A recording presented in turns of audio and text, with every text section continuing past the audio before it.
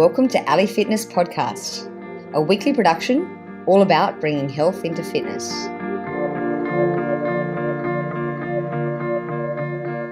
Guy Leech is best known as Australia's #1 fitness guy. He is a former Australian Ironman surf life-saving champion. Now retired from formal competition, he won 7 Uncle Toby Super Series races and twice won the Coolangatta Gold. He even remained undefeated in '89 when he won the Gold Coast Gold. He also won the Ironman Championships in Vancouver in 1986, and he won the World Ocean Paddling Championship in Hawaii in 1994, I believe. Not only was he involved in setting group fitness world records and creating a raft of fitness-related products and programs, but he also worked with Australia's leading health organisations like Diabetes Australia and the Heart Research Institute of Australia.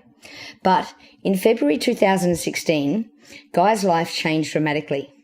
Today, although he continues to run group paddling training for thousands of Sydney-siders, he spends most of his time saving people's lives. Guy, it's an absolute pleasure to have you on the show, and welcome. Nice intro. Thank you very much.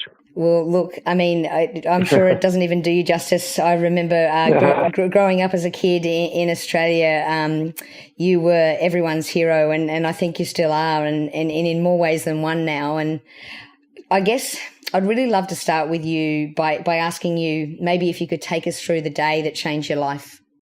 Yeah, so, I mean, look, I've had, I suppose we all look at certain moments in our life that sort of makes change and sets us on a different course, and I've had a few of those in my life, and the one that's been the most recent was just over 3 years ago when you mentioned the paddling sessions I do in the morning. I started 16 years ago taking group fitness classes on Sydney Harbour and down on the beaches of Sydney, which have been it's been fantastic. But one of my good mates just on 3 years ago, like I said, during a fitness class, he had a heart incident. His heart stopped, and because of that, I had to resuscitate Chucky, who would have been one of my closest friends, and we rang 000 in Australia, which is ringing the ambulance to get help. And so I went into my my training from back in my surf life-saving days in Manly Surf Club, where I learned to do CPR and learn what to do if someone wasn't breathing. And so I did that, and it took about 10 or 12 minutes for the ambulance to turn up, and I really got no result from doing the resuscitation. It didn't turn around the fact that my mate wasn't breathing and there was no life there. And in short, he didn't make it. And what I learned after the fact was that because it was a plumbing issue in his heart, but also an electrical issue, I really had no chance of getting him back just doing CPR. I needed a defibrillator, something that would actually shock his heart and kick it back into gear. So I learned a lot from that experience. I learned that back in the day when I was in a surf club, defibs weren't around, and defibrillators weren't something that you saw other than on television, in movies, on shows like ER that were in hospitals. And, what you think they're used for and how they're used is actually not what goes on today. And so off the back of that, I took a bad situation. I thought, I need to educate people to the fact that defibrillators are something that, are a must if it comes to sudden cardiac arrest. And here in Australia, we have 30,000 people every year have a sudden cardiac arrest, and most of them die because there's not a defibrillator close to re-kick the heart off and get the heart beating. So I started that campaign 3 years ago. To date, I've probably got about 1,000 defibrillators out into the market. Last year, for instance, in 2018, 5 of those devices were used on people that died, and got all 5 of those people back to life. So born out of a really bad situation with my mate, there's been some sort of, I suppose, positive result from it. Yeah, that's awesome. Guy, do you know the percentage chance of CPR actually working? So if it's electrical, so if you have a heart attack and it's not just your plumbing that we're talking about, but it's an electrical issue as well, which, here in Australia, that's 30,000 cases this year, then CPR gives you zero chance of surviving. Because the heart actually is shaking like jelly in a bowl and not actually pumping. And what happens is that the link between the brain and the heart, the brain thinks that it is actually pumping the heart, but it's not. And an electric shock from a defibrillator basically stops the heart completely for a split second and recalibrates the electrical system to then go and work and start pumping the heart properly and squeezing it in and out. So, look, it sounds really simple, and it sort of is. And I suppose 10 years ago we wouldn't be having this conversation now because technology wasn't such that you could actually make defibs now that when you turn the machine on, it just talks you through what you need to do. And also the price point has come down so that you can buy a good defibrillator for anywhere between $2,000 and $3,000. So that wasn't the case years ago. So, this conversation wouldn't be happening. But the irony here in Australia is that if you actually drop with an electrical issue and your heart stops in the streets of Australia, because it takes 10 to 12 minutes for an ambulance at best to turn up to a scene, that's too long. And the success rate's about 6%. But if you've got a defibrillator close and you do CPR and put the pads on someone within 180 seconds or thereabouts, then which is 3 minutes, then you've got, with good CPR, up to 90% chance of survival. It's sort of black and white. I can really relate to your story because I was actually in a situation in Sydney, actually. I was in a boxing class and it was a couple of years ago and someone dropped down and I knew it was a major heart attack. Well, I knew it was a heart attack. And I just knew, I guess, from my training of doing CPR that it didn't really work that well and that you needed a defib. So I knew where they were in the gym, and luckily we were in a gym and they had defibs. But incidentally, they only had just upgraded them and for a couple of years had old ones that wouldn't have worked. But they recently had been told to upgrade them and they had. And so grabbing one of those, and we actually were able to get him back to breathe, to life, basically. And he survived a major heart attack, and the ambulance took 20 minutes to come. That's another story. In the city of Sydney. Yeah, in the city of Sydney, would you believe? And I was just thankful. Obviously, we had a great team around us, like all fairly fit people who knew a bit about what to do. But it didn't really matter at the end of the day what we knew. If we hadn't have used the defib, he wouldn't have survived. Yeah. That's right. And so, look, that you're a classic example of, because the numbers so great in people having issues with their heart, pretty much everyone's touched by a story to do with something or someone, whether they know them or not, in this category. The numbers are so prevalent, and so yours is an awesome story because it just shows that what I'm saying and the stats that I'm mentioning are exactly that, and because there was a defib there that was a modern defib that did what it needed to do, and because you had people there that could actually, that knew how to push down on the chest a bit, then you saved the person's life. And it's just, and you walk away from that story feeling awesome, which is fantastic. Yeah, but what interests me is that, as you know, in Australia at least, and I'm fairly sure it's the same in the US, we're made as fitness instructors to do your CPR course every year. But why don't they show you how to use a defib in those courses? And look, I know you mentioned it is very easy to use because it actually talks you through. But even just at least being talked through it would give people more confidence to use it. I think they're starting to do that now because of the easeability of using a defib and the fact that there's more out there because the price point's such that you can buy them now and they don't cost too much. It's interesting, last couple of years, there's all these myths around defibs, like, I better not put it on someone because just in case they're breathing, it might shock them and that could kill them, or, if I act and do it wrong, I could get sued. And here in Australia, none of that's the case. If you put a defib on someone and they're breathing, well, the defib doesn't do anything. It analyses that. It's a doctor in a box, pretty much. And and here in Australia, if you don't act, you're actually worse off than not trying to help. So, there's all these myths that people think is the case. And as you were saying, like I got people the last few years saying, look, we really want to buy a defib, but we just don't have the training, and we wouldn't know how to use it. And so, in the past 3 months, I've actually built an online CPR defib course that you can do, which takes about 15 minutes, where you watch a 5-minute video that we put together and you answer 10 multiple choice questions. Now, you've got to get all the questions right, but what it does is it gives you enough information and gets you to actually be involved with the video through the questions, that you walk out the end of that and you go, you know what, I could actually do this.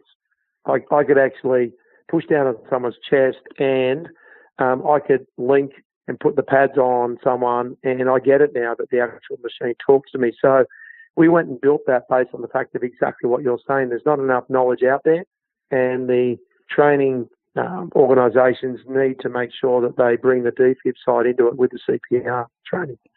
Exactly. And I mean, I honestly believe a child could use it. It is very well explained, and you just follow the instructions. But just to give people the confidence, it would make sense.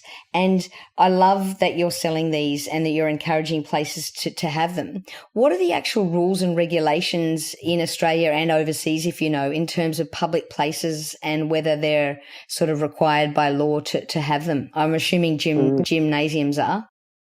Look, it's early days, unfortunately. It's really weird that that we're, when you've got a survival rate of 6% in Australia to sudden cardiac arrest, you realise that plenty of people don't know what to do, and there's not many of these devices out there to get access to. So, there's really not the rules and regulations there to have them. So, the defibrillator, and there's 1.5 million businesses here in Australia. Like the gyms, I mean, I'm about to go and supply 5 defibs to new Anytime Fitness gyms here in Australia, because they actually have rules within their own organisations that you can't open the door to their gyms unless there's a defib ready to go. So they have that rule, but the industry itself doesn't say that you have to have a defib.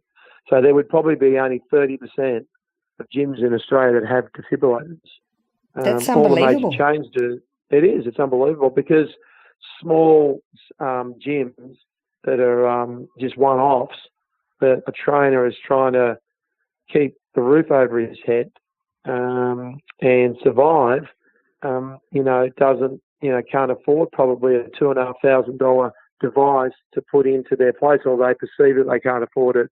But the issue is, when someone drops and someone's dead and you need to do something about it, then you don't care about how much the thing costs. So, here in Australia, it's early days, but we're petitioning the government to make it mandatory that mid to large size businesses have them. And I do get a lot of sales with companies now coming on board and supplying them to their employees and customers. But yeah, it's not mandatory. So, for instance, a fire extinguisher is mandatory in an office block. Here in Australia, there'll be about 20 people this year died from a fire-related incident, but there'll be 30,000 people die from sudden cardiac arrest. But you don't have to have a defib in a large office, but you have to have the fire extinguisher. That's so crazy. It's really weird. We're in a really weird state of affairs at the moment, and probably in 20 years' time, if we chatted again, we'd be like, oh, can you believe 20 years ago that these things weren't around? And now they are. So it's just going to take time. Absolutely. And public places and especially gyms, I mean, it not being regulated just astounds me. I mean, you're saying you can have a running machine and anyone can go running on that machine, but we're not giving you we're not making you have a defibrillator. It's just astounding. So, good on you for petitioning this. And I'm assuming that the rules are probably the same elsewhere. And I'm not sure about you, but I could pretty much bet that you do what I do. And that is wherever I go, if I'm in a public place, let's say I go to an event or I go to a new gym or anything, the first thing I do is actually look to see where the defib is. Yeah, ask them. I mean, look, I off the back of my mate dying, the reason I got into it is I went and researched and actually went and bought a defib for my car. So I had it on me when I was at home, when I was training people, and just around the place, just so that I could save someone's life if I had to. And off the back of that, I went then and went to my group and said, look, guys, and the girls in the group paddling, I said, we need to have these things. And so certain people put their hands up and said, look, we'll buy one for our house or our business. And that began the road for me getting into supplying more out to the marketplace. But, it's funny that, like, of a couple of hundred fit paddlers that I've got in my group that train most days of the week, they're anywhere from 40 to 65 years of age, and you would call them in the top 1 percentile of fitness for their age in the world. Right? I had them all go and have checks with their heart, and they went and got a doctor's, they went and got to go and see a cardiologist, and of those 200, 12 of them had to have stents put in. Wow. So more than 5% of my fit group of people that train most days of the week, 5% of them actually had to get cut open and have stents put into their arteries because they didn't know that they actually had problems. And what are the demographics? Well, they're 39 to 65-year-old, predominantly male, train 5 out of 7 days a week, doing fitness and eat well with no extra fat on them. So based on that, what sort of advice would you give to athletes when it comes to SCAs and checking out their heart? I say to anyone who's over the age of 40, it doesn't matter what your background is, your family background, doesn't matter how much fitness you do, whether you're a vegan, whether you eat all the food groups, whatever. You don't know what you can't see, and unless you go and get a referral from a doctor and go and see a cardiologist, even if the doctor says to you, no, your blood works fine, everything's sweet, you don't need to worry about that, you're not at risk, then you're an idiot because you can see what you can see in the mirror, but you can't see what's inside you. And you could be a ticking time bomb waiting to happen and you don't know it. And it can be the difference between living an extra 40 years of your life or not based on the fact of just what I'm saying. Yeah, right. So basically anyone over the age of 40, is that male or female? That's it doesn't matter, you're male or female. Yep. Because you don't know whether one of your chambers in your heart from birth has got some sort of irregularity. You don't know whether you've got... See, if you had 50% blockage in 2 of your arteries, you wouldn't even notice it yet.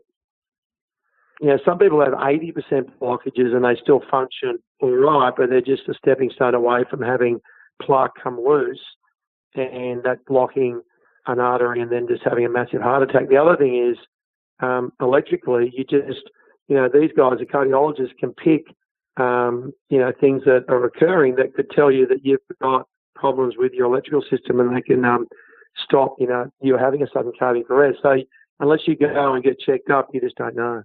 And is there any particular test that you recommend? A max stress test, where they ultrasound you after it is a really good gauge. And if anything comes from that, then they'll go and do an angiogram, which is where they put dye into your blood and they check you that way. So you don't need that straight up, but you certainly need to go and have the stress test with the ultrasound because it's a surefire way to know whether you've got any issues there. And then they can go from there. I mean, chances are most people there'll be no issues at all. But, you just don't want to not know. And I lost a mate of mine who was one of the Ironman champions here in Australia, was a legend in our sport, a guy called Dean Mercer, that 2 years ago, or less than 2 years ago now, had a heart attack coming back from training, driving home, and they couldn't get him back. And as fit as can be, just you would not pick him. You'd be the last person you pick to have a heart attack, and you'd never been checked up. And what are your thoughts, Guy, in terms of fit people having issues with their heart? Do you think it's related to potentially over-exercising, or do you think it's just a coincidence? But I get it's worrying when you get, academics and so-called experts outside of that area saying, exercise is dangerous, exercise can mean that you have a heart attack, et cetera, et cetera. Now, look, fit people have sudden cardiac arrest, and fit people can have heart attacks. But certainly if you don't exercise and you don't go and move your body around and raise your heart rate, then you've got more chance of having that go wrong. So, it's just, because you've got such a big number of people that have issues, you're going to cut across people that are fit and aren't fit. But let me tell you, there's much more concern for people that don't go and exercise and don't go and actually look after themselves by raising their heart rate and actually doing some exercise than people that don't. Don't get caught up in this fear factor of, if I do some exercise, that could cause me more concern, because it's a silly attitude. Yeah, any excuse, I say. So how fit and healthy are you today versus in your competitive years? And I guess I'll just qualify that, because Ali Fitness Podcast is all about bringing health into fitness. And we sort of say, just because you're fit doesn't actually mean you're healthy. And so that's why I sort of ask you, how fit and healthy are you today? And that's a true statement. There's no doubt that if you are super fit and you're pushing the envelope to try to get faster, then there's issues that come from that. And you've got to, if you step back into my past life, when I was trying to be the fastest I could be and win as many surf Ironman races and paddling races and all those things I used to do that would range from a 15-minute race up to a 4.5-hour event. And, and I was very fortunate through my whole career to never get beaten over 2 hours in any race I ever did, through the training I did and the way I prepared for a race. I mean, saying that, the mindset of going and exercising was based around high performance and improvement and getting better. So you push the envelope, and every session that you do is based around being your best self and getting ready for the next race and beating your opposition. That's a lot different compared to going out for a jog with your mate and having a chat, or going to the gym and just doing a total body workout in 45 minutes where you're not really pushing the envelope too much. And so because of that, with what I used to do, doing 2 and 3 sessions a day, 6 days a week, and going hard, it meant that the immune system would be in that balance of being sort of underdone and overcooked, compared to I am now, where I exercise for health. And so I would pick up sickness and illness off the back of being overtrained at times. So I get the cold, I get the flu, I'd have a breakdown muscularly with my body because of the workload I did. So I wasn't as healthy as what I am now, but I certainly went faster back then, and I would win more races. So that you're on a knife edge, because if you didn't train hard, you didn't get the improvement, you might not win. But certainly, there is a lot of sense in the fact that if you back the training off and don't do as much as what I used to do, you're certainly going to be a lot healthier. And you mentioned 2 to 3 sessions a day. What did that look like? An average day was get out of bed at 4:30 in the morning, go to the swimming pool for 5 o'clock to swim in the squad. You'd swim with, and remembering my sport was swimming, running, paddling a board, and paddling like an ocean kayak. So there was 4 different sports in one event that you had to be good at. And look, because of that, you trained with different groups, and you trained with people like that. So the morning swimming class at 5 a.m. had swimmers trying to go to the Olympic Games. So there were swimmers in that group that were faster than me in that discipline. So we'd swim for nearly 2 hours, finish by 7 o'clock, swim 6 kilometres or thereabouts, and do a warm-up and a main set within that 2 hours with some drills and a warm-down. So you'd finish that, you'd be pretty tired, you'd go home at breakfast. I'd go back to sleep some mornings for an hour to catch up and just try to get the body to recover. and then I'd be up for a lunchtime session. And a lunchtime session at around noon could be a gym session, or could be running on the sand, whatever, but you do another hour to an hour and a half in the middle of the day, and then you go and rest and do work, whatever you need to do in the afternoon, and then you'd be back down the beach at 4 o'clock. You train for an hour and a half, 2 hours, whether it was doing an ocean ski session that might have board paddling in it. It might be an hour ski, and then in the gym for 45 minutes at the back end of it. So it was a full day of planning your training sessions. You knew, a month out what you're doing for that month, for the following month, in what ratio you're doing of swimming sessions to running, to track running session, to sand running, right through to when you had your massage, when you ate, when you slept during the day, et cetera, et cetera. So you were training like a thoroughbred horse that was all based around getting faster. And everything was planned. It was planned down to leading into an event that might be 4 months out. You did your heavier workload in the first few months, and then you got your body fast at doing different types of training leading into the race, and then you tapered back off the workload leading into a race where I would measure my morning heart rate waking up, and I could reduce that by 20 beats leading into a day out from the race. And I'd have my heart rate waking up in the morning around 35 beats a minute. So it was measured, and everything was for a reason. It was all very, very serious, and it was a program that ran out over, at least a 12-week period where you knew exactly what you were doing. And was your nutrition really dialed in as well? Probably not as much as the actual training. Back in the 80s and 90s when I went around, there wasn't that focus as much on the food side as what there is now. But certainly, you wouldn't drink alcohol leading into a race. If you went out, you'd plan when you drank so that you'd have the next day off. You made sensible choices with food. It's certainly, 30, 40 years on from when we first started, there's a lot better knowledge out there in the food area than there is now. Yeah. And if you were to train your younger self right now, would you train them or yourself in that same way? Good question. There would be 10% of what I used to do that I wouldn't do now. I would have been based more on heart rate. Recovery would have been a more important word that was used and planned out in my training.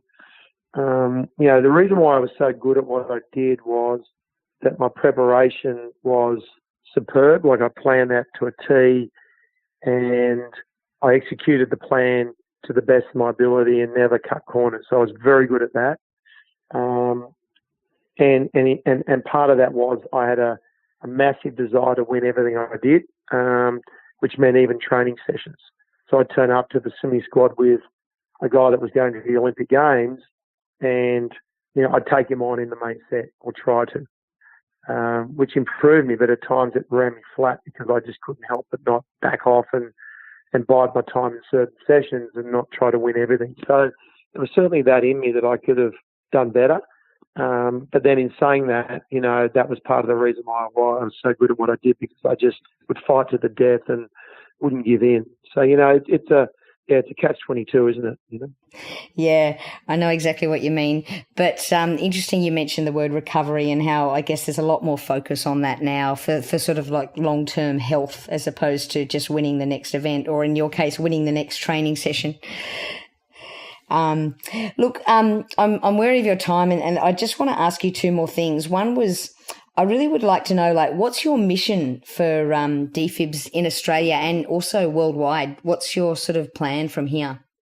Look, I'm at the moment, Australia is my focus. And I've got a couple of goals. So the first one is that this year there'll be about 35,000 devices that'll hit the streets, hit the communities of Australia. I can't tell you how many of those are repeat business where people need another defib, but I do know that number of devices coming into the market in Australia will not change the survival rate of someone having a sudden cardiac arrest on the streets. So it'll still be less than 10% next year unless we can get that number up. So my goal is firstly to do that, to increase the survival rate of people in Australia. And you mentioned overseas and what's going on. Well, the blue ribbon place to have a sudden cardiac arrest is in Seattle. The company that I sell the defibs for, they invented the defibrillator, and they're based out of Seattle. And they started many years ago a community campaign where they had the community learn about CPR and get defibrillators out into the marketplace. So if you drop in Seattle, your success rate of survival is over 60%, not the 6% we have here. So my first goal is to increase that survival rate. My second one is to educate people in Australia to the fact that, for very little money and for very little knowledge that you need to have, you can save someone's life. And chances are it's going to be your friend or your family member, because they're going to be the one that drops next to you. So, if I can get those two things right, then, we're going to move in the right direction. But, as I said to you, last year we saved 5 lives, which was phenomenal. We just got to keep fighting the good fight. I think this will be a decade program to really make change and make a difference. But, I wake up every day excited to be doing this. And because of that, I'm happy to just keep pushing forward on it. Awesome. So for our listeners out there, what can we do to help? What would you, what's one ask? So look, it's easy for anyone. Just go to guyleech.com. My surname's spelled L-E-E-C-H, guyleech.com. You'll see on my website there's information about sudden cardiac arrest. You'll see in there, in the defib section, there's the online course that you can do to learn about CPR and defibrillators. I've got a shop in there where you can look at the defibs that we've got. You can purchase online. But you know what? Just drop me a note. Go to the contact section and just send me a note if you want more information. Happy to help. Happy to steer you in the right direction with a defibrillator and and make life easy for you. So if you do that, if you're interested, that's the website to go to, and I'm more than happy to come back to you. But just like everyone's got a spare tyre in their car, wouldn't you recommend just everyone just getting a defib in their car? It's what, $1,000? Surely that's worth more than... a couple of grand will save someone's life eventually if you're in the right place at the right time. And, and you could be sitting out there listening to this right now going, you know what, but I don't really know how to do CPR. As I said, I've got the online course there that will give you enough information to make you feel comfortable in actually being able to go and do the deed and help someone out. If you buy the defib, you get the online course for free. It's $29.95 otherwise, and it's a step in the right direction. It's going to help you, empower you to want to go and help someone else and potentially save someone's life, just like you did in the gym that day when someone had a heart attack where you were, so, yeah. Yeah, that day really changed my whole perspective. And if anyone's ever seen or experienced it, trust me, they would go and buy one and put it in their car just so that if they saw this happen, they could save their life. And like, honestly, it's so easy. So easy. I'm about to do a video with my 12-year-old daughter, and she'll do CPR on a mannequin and put a defib on and go through the whole process of saving someone's life and showing how it works. So that's something that we're going to release to the market. Just as you said, to show that anyone could use it. It's simple to use, and if a 12-year-old can do it, then you could do it too. That's so cool. And Guy, look, thanks again for coming on. But just before you go, I've got to ask a quick personal question that I ask all the guests on the show. Do you have a tattoo? No tattoo on me whatsoever. I did toy with getting something over the years. I went through the stages where I thought, that'd be fun to have something, there on my body. But I never actually had something that I wanted to put on me that would be there forever that got me to go and do it. So no, the answer is no. Maybe a defib. No, that'd be a weird thing to put on. That would be weird. Awesome. Look, thanks again, Guy. I know you've got to get. I know you've just got out of the water and you've got to get in your suit now. Yeah. So go and sell some more defibs and well done. Thanks again.